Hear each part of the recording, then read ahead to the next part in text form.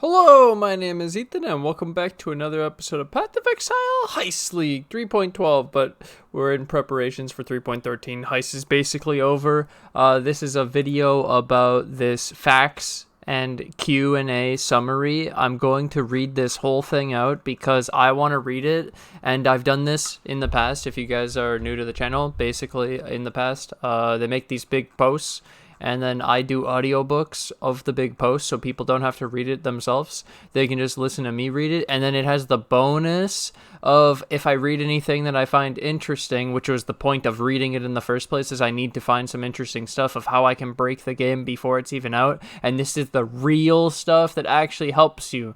It's meaningful. This is how you can prep for the new league. Anyways, before I get into that, I wanted to mention that I have the Elite Faithsworn Supporter banner. It's really cool. That banner is the coolest. I like this one the best. I like the skin the best, and the one with the effects for that supporter pack. I already got it, and then I have the extra. We have the tokens now. Pog. Let's get into the Path of Exile Echoes of the Atlas FAQ and Q&A summary. So, yeah, if you guys don't know, the new Atlas expansion is Echoes of the Atlas with the new boss, Maven, and then we have the new league called Ritual. So, it says the Maven and her challenges. That's really important. This seems really cool. I'm already excited. Thank you. Perfect. So, how does the Maven's gameplay progression work? Does it occur alongside the Cyrus Watchstone progression? The Maven's progression is not tied to Cyrus Watchstone progression. After your first encounter with the Maven, you can call her to witness map boss kills using her beacon on the map device. Her presence makes the boss more difficult. From time to time, you will be invited to the Maven's arena to fight an escalating number of bosses in the arena, 3, 4, 5, 6, and 10. The 10 boss fight is repeatable and can be farmed. Okay. Starts at 3? Okay. After the 10 boss fight, you may have the opportunity to fight the Maven herself. Whoa. We knew that already, but part of dramatic effect. The progression is on a per region basis, with each successful fight in the Maven's arena awarding 2 passive points, which can be allocated to the Atlas tree for that region. So we've already seen some of the Atlas tree stuff. It includes like a chance for Legion Monolith, Legion boss, Breach boss, etc. Tons of really, really cool stuff.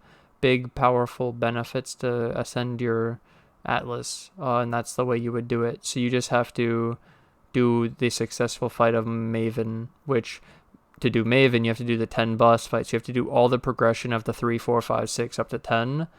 That seems like it's good because 3 should be easier than 4 and 4 should be easier than 5. This is nice. 2 passives, and then I also noticed that this says it's per region. So just like the Watchstones per region, you have to do this per region. Okay. How do progression and rewards work for the Maven in party play? If you invite the Maven to witness a boss fight and complete that fight with other members of your party, they'll also be counted as having completed that fight. You can also take on the bosses simultaneously with a party, but the success of that fight is awarded to the instance owner. Okay. How exactly are... So you can get carried, but then it's your loot, and then... Yeah. How exactly are bosses captured for use in the Maven's challenge? When you enter a map, you can click the Maven's beacon on the map device to summon her to witness your fight. If you're successful, this boss will automatically be counted as witness. Once the Maven has witnessed enough boss fights in that region, an item will drop that allows you to travel to her arena to fight those bosses again. Why wouldn't you always Maven? Oh, if you're scared. The Maven seems like the expansion to the Cyrus and Conqueror's endgame in a similar fashion to how the Elder was an expansion to the Shaper endgame. Can we expect Maven's story to be connected to the Cyrus arc, or is this more independent? The Maven storyline exists in parallel with the Conqueror storyline. Lore-wise, the Maven is an eldritch entity and more of a continuation of the Elder storyline, which is separate from Cyrus and the Elder Slayers. Dude, this is crazy. How will the boss fights be scaled in difficulty within the Maven's arena fights? The first invitations are quest items to progress through the increasing number of bosses you are fighting in her arena.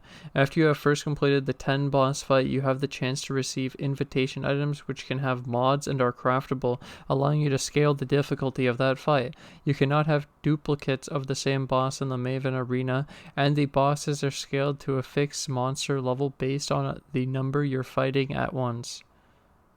Oh my god, so you have to fight 10 for a higher level? And so more is higher. Oh. So 3 will be a lower level. 3 is probably 68. And 10 is 83. And then there's some scaling in there. I wonder if it's linear or exponential. You cannot have duplicates. Okay. Yesterday's reveal mentioned the Maven is the first. Is this planned as an expandable system? The other entities have noticed that the Elder is missing. The Maven is the first to come seeking us, but she may not be the last. Can the Maven witness unique map bosses? No. Okay, yeah. Unique maps, yeah. Does the tier of the map boss affect the captured boss like how Watchstones alter tiers of maps? The Maven's challenges have fixed monster levels, so the tier of the map doesn't directly impact the level of the map boss when you fight it again. Harder Maven challenges do also require that you capture bosses in higher tier maps, though. Yeah, capturing boss is cool. Wow, we have the rituals and the Maven. So you could have to Maven capture a boss, and it might be a ritualed boss. Because we already saw that in the preview. Ritual everything. Does the tier of the... okay. How will bosses with more complex attacks such as Rigwald's Wolf Barrage, Shock and Horror, Conley the Unrepentant function in the arena? Boss skills that are usually tied to that boss's arena have generally been adjusted to make sense in the context of the Maven's challenges rather than being removed entirely. Exactly how this was done was on a case-by-case basis. So maybe it's like with the Metamorph when it just goes into those really gigantic forms that includes multiple things. Maybe they did it that way. Okay. This is pretty crazy, dude. This is a lot. How does the Maven interact with twin maps? Upon defeating both bosses, the Maven will add 1 copy to her challenge. Can we instruct the Maven to witness boss fights on maps occupied by Elder Guardians? Nice. Whoa. What happens if you die in the Maven's challenge? Can you re-enter the arena? It's open from the map device, so there's 6 portals like normal. Atlas passive trees. Are trees specific to each region? Yes. And its own fixed tree and only applies its bonus to maps within that region. You earn passive points for each tree separately, as it told you, by completing the 10 kill Maven. Then you're going to get, well, you don't spawn the Maven till the 10. So you do the 10 boss fight, which is a Maven, and then you get the 2 passive points for your Atlas tree. So now we know that you can only take 2 of those. And then each one is separate. At what stage will we unlock our Atlas regions? Around Awakener level 8? Awakener level 8 is a good estimate. That's what it sounded like. For when you will be able to unlock all passives in all regions, you'll be able to unlock a full region tree for a single region well before that. So I would assume, like, the first one you could get at, like, maybe Awakener 1. Way sooner even, just as early as that probably. With Atlas passive trees being specific to each region, does this mean that, for example, you'd only find Beyond in the Lex Proxima tree and no other? Each Atlas tree is unique, however, some mechanics appear in multiple regions' trees. Yeah, we've already seen that. Do the mechanics modified by Atlas passive trees still spawn randomly, or can they only spawn by using the trees? They still spawn randomly at the same rates as they did before, so they'll have both. Do Zana map device crafting options still exist? Yes, and they'll be revealed this week. Nice. This seems like a substantial step up in complexity with craftable watchstones and Atlas passive trees alongside the current watchstone progression systems. How do you feel the average or newer players handle the current Atlas and will handle this? The craftable watchstones are optional content that do not lock your progression or are introduced well into the endgame. Players that want to maximize their watchstone bonuses will have a reasonable understanding of the mechanic by the time craftable variants are introduced. Both Atlas passive tree and craftable watchstones are also permanent features that do not require continual upkeep or time investment. Yep, seems fine. How do you obtain Atlas respec points? A new currency item will grant them. So like Orbs of Regret. This item will drop randomly, but there are also more deterministic methods of obtaining them which you may discover while playing. Probably selling to a vendor the regrets with chisels or some map thing. They love doing that. Maybe just a straight up like 5 regrets for 1, 10 regrets for 1, whatever they want to do. They'll probably make it like something with a map though. A regret map makes sense. And it'd have to be 5 because it's a ascendancy instead of just a regular skill tree, right? Endgame rewards. How can I track which watchstones and Atlas passive trees are affecting my maps? When you put a map into the map device, there will be a pop-up that shows which stats. Oh my god. Is there a limit to the number of craftable watchstones you can use at once? You can replace all of them with craftable watchstones. Note that each watchstone is locked to a specific Atlas region. This will be indicated in the watchstone's name. The idea behind this is to prevent optimal gameplay involving constant shuffling of watchstones around your Atlas. Jesus Christ. Can I use multiple of the same type of craftable in the same region at once? Yes, add their mod stack. Oh my god, what the hell is that? Do craftable watchstones ever expire or need replacing? No. Are craftable watchstones tradable? Yes. Yeah. Do craftable watchstones contribute to Awakener level? Yes. Oh my god, these are broken. Can you find craftable watchstones before you get all normal watchstones? You can find and use craftable watchstones before you receive your 32 Conqueror's watchstones, but you're unlikely to find many yourself before you can receive the complete set of Conqueror's watchstones. What items can the Maven's orb be used on? Okay. Any influence body armor, helmet, gloves, or boots with at least 2 influence mods, legacy modifiers or modifiers that can't be changed. Suffixes on an item with the suffixes can't be changed aren't valid. Ah, so it's really just as simple as that though. What mods exactly can the Maven's orb upgrade? It can upgrade any influence specific mod. A tier 3 mod will be turned to a tier 2. That's exactly my understanding. Yes, and now how does the elevated? A new elevated mod that has even stronger effects. So we'll just have to see on case-to-case basis what this new elevated mod is, but that's what I think the completely broken thing. Because imagine there's an upgraded version of the Explode chest. Just as an example, that's the best mod in the game. So you take that one and imagine you have a stronger elevated effect.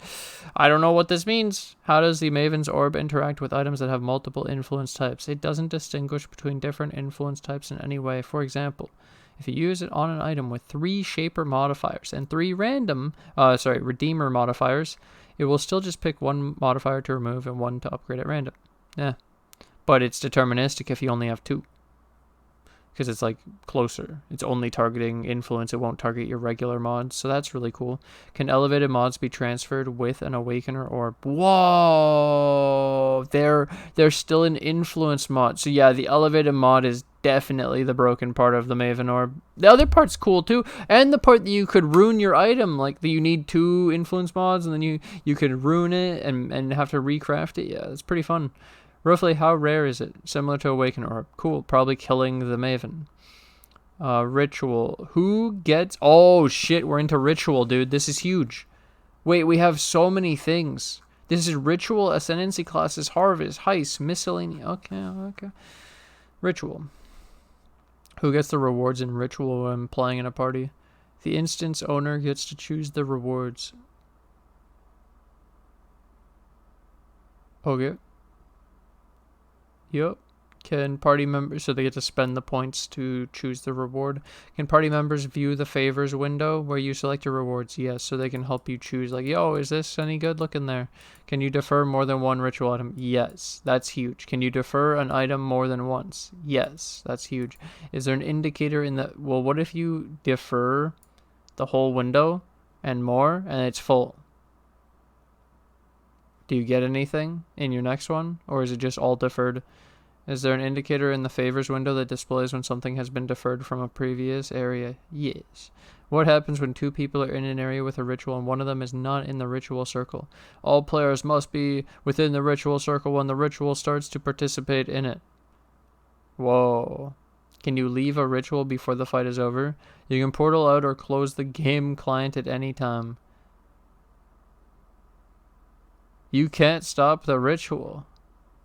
Can you fail at a ritual? If all players within the ritual die or have left, then it fails. You can come back and spend any tribute you did earn before it failed. Oh, wow. You can fail, but only a little? But not entirely. You can mostly win. Can you lose access to the rewards you've deferred? If a deferred... Okay, this is huge. If a deferred reward comes up again in a later area, you should either purchase it or defer it again. If you don't defer it, it doesn't completely vanish immediately, but it does recover some of its original cost. If you allow it to get all the way back to its starting value, then it will start reappearing, stop reappearing for you. What the... It has like a safety net in case, so they thought of the problem that we threw out there of like, what if you defer it and then on the next map you DC and now your map's gone and so is your deferred items, and now they made it, you only lose some of the value on a DC of a lost map instead. That's pretty good. Are we intended to pull monsters to the ritual sites? No, a ritual will spawn near monsters and will also spawn extra monsters around the altar, so you don't need like reversed knockback cyclone. You must clear these monsters before you can start the ritual. After activating the altar, it like, so like you're killing the monsters around the ritual to make the blood to do the ritual. That's my idea of it, like blood rituals, because you do a blood filled vessel when you store your ritual in a vessel to sell it or use it with a map. You must clear these monsters before you can start the ritual. After activating the altar, you must kill the monsters again while fighting against the effect of the ritual. Each subsequent ritual in an area will include the previously fought monsters as part of the ritual encounter to make them progressively harder to complete. Pulling other monsters into the ritual site will not cause them to be added to the ritual.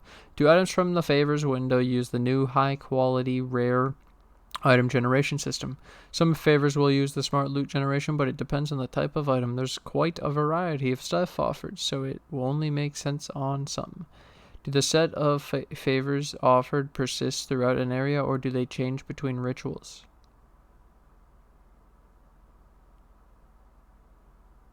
Favors offered persist throughout an area, do they change between rituals? All items appear in the first favors window, but some are shrouded initially.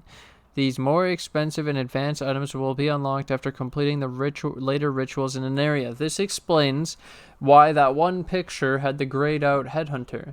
We all were theorizing, oh, maybe he didn't have enough. Maybe he already bought it. No, I think it wasn't unlocked yet until you go do the higher tier later ritual in the same area. So it's showing you that this map has a headhunter. You gotta go get it, bro. Oh my god, that's gonna be insane. The hardcores.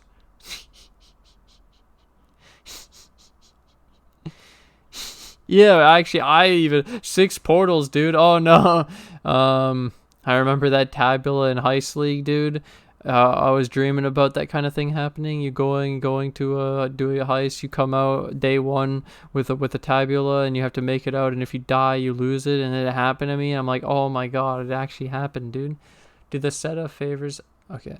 Do any ritual-specific rewards, such as the new bases or uniques, drop from monsters during rituals, or are they only purchasable with tribute? All of the new rewards introduced in ritual are purchasable with tribute and do not drop from monsters in a ritual encounter.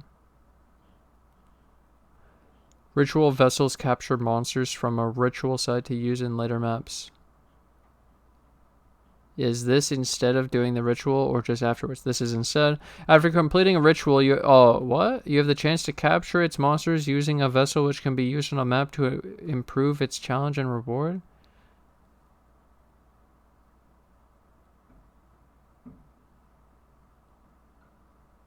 What? I thought it was instead.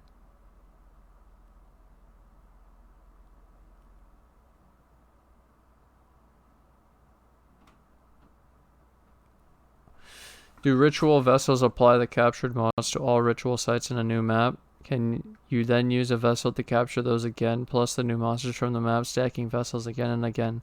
You can only use ritual vessels in a map that does not currently have a vessel active.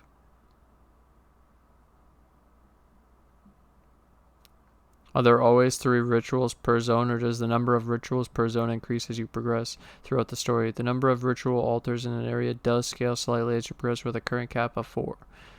Will there be any sextant mods that affect the amount of ritual points you get whenever the ritual mechanic spawns in the map? There are no ritual-specific sextant mods. However, mods that increase the number of monsters in a map will impact how many monsters you encounter in a ritual. How is the barrier around the ritual circle enforced? You cannot enter or exit, but it doesn't hurt you. Ascendancy classes. Bearing in mind, we're going to have huge Ascendancy rework. This comes in one day, which is why I'm trying to get this video out, because this is a nice Q&A that gets a lot of these questions answered, and I know more now. I learned a lot, and now you guys know more too. What about the Scion? The Scion has been included in the rework, and we think she's in a good place now. Oh, God. Oh god, how does Battle Mage interact with Spellslinger? The damage from Battle Mage and Spellslinger add together? How does the Primal Aegis skill on Elementalist Bastion of Elements passive work? Finally. Similar to the existing Aegis, while the Aegis is active, it absorbs incoming elemental damage from hits instead of you.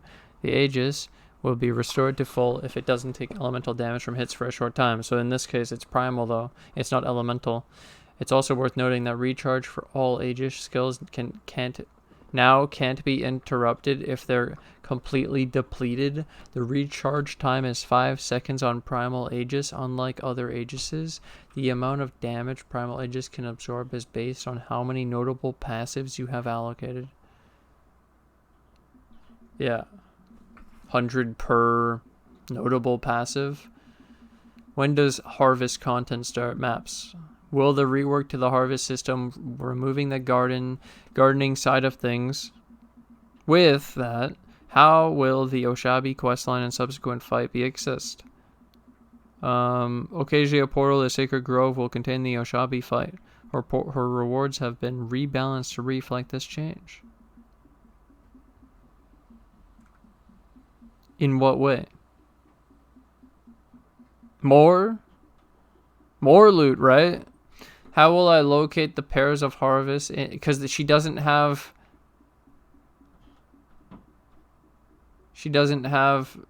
flowers, blossoms, and yeah, they lost that shit. How will I locate the pairs of harvest in the grove? They appear on the minimap. Okay. Heist. Seems like they made harvest really easy now. Heist. In Heist, the meta for getting the most value out of the system centered around splitting valuable blueprints and running them indefinitely for massive amounts of currency. With this change in Echoes of the Atlas, you can still split copies of blueprints. However, the copies are no longer fully revealed, requiring you to acquire and spend reveals and markers again in order to maximize the rewards. Rewards from contracts and blueprints have also been rebalanced. Do we still get to use the Heist locker? Yes. Have you been able to solve the technical issues that required the Rogue Harbor to become private? Yes, we have been able to fix the problem that forced us to make this area not public. Oh, it's public again. Will people block me around my fucking stash? They better not. Will Cyrus stay in the game? Cyrus's place in the endgame hasn't changed for now. The Echoes of the Atlas endgame content runs in parallel to the Conquerors of the Atlas content, rather than replacing any of it. That content may be removed from Path of Exile in the future, though. What are the redacted items in the new schedule? They are Atlas passive trees and Ascendancy classes. We'll reveal the Atlas passive trees tomorrow and the Ascendancy classes the day after. Yeah, they didn't want to leak that they changed them, because that's big. This is huge, and knowing that they had done all the Ascendancy classes, that's huge. We didn't know that. Can we have the awesome background for that live stream as a wallpaper? Get it sorted and share it. Nice. Does the resonance on Trinity support have a cap? Yes, each element resistance is capped at 50. How does Ignite scale when you have Blank Flame equipped? It works like a damage taken as X stat. Essentially, your ignites will scale with your own fire burning damage stats as usual and not with chaos damage stats. However, the monster's damage taken will be scaled by chaos damage affecting stats like chaos resistance and wither, and not by fire res. Okay, that's the ring, Black Flame. Pretty cool. Are alpha testers eligible for prizes and league star competitions? No. So they're doing this new thing with the alpha testers. It seems interesting. I'm mostly curious on if I can make content, but probably not, because if you were able to make content, then you're releasing the stuff early, and then that people watching it shouldn't be able to compete either. So obviously, this seems like you're a volunteer. And yeah, as this expansion is boss driven, will there be rebalance of experience and item drops for boss encounters? Experience and items that's gained from bosses have not been rebalanced, as we don't expect these fights to take significantly more time to complete. What the fuck, really? Will you ever implement the trade website in-game? This is not against our philosophy about trade, and we would like to include this at some point, but from a technical perspective, this will take some time. Nice. That's sick. Do you have any thoughts on support characters? It is really important to see a diversity of playstyles. Our team has a lot of love for support characters, so there will likely be more for them in the future. Wow. Are there going to be stash tabs for Heist, Harvest, and Ritual? There are no new stash tabs being introduced at this time. Will the new maps add 11 to the maximum Atlas completion bonuses? Yes, well actually 10, since Hall of Grandmasters no longer grants completion bonuses in 3.13.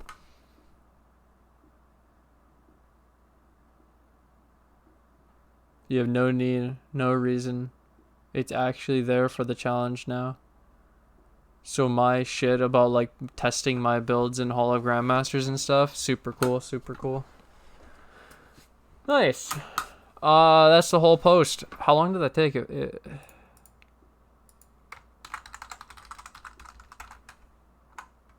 Not bad. Now we know so much about this.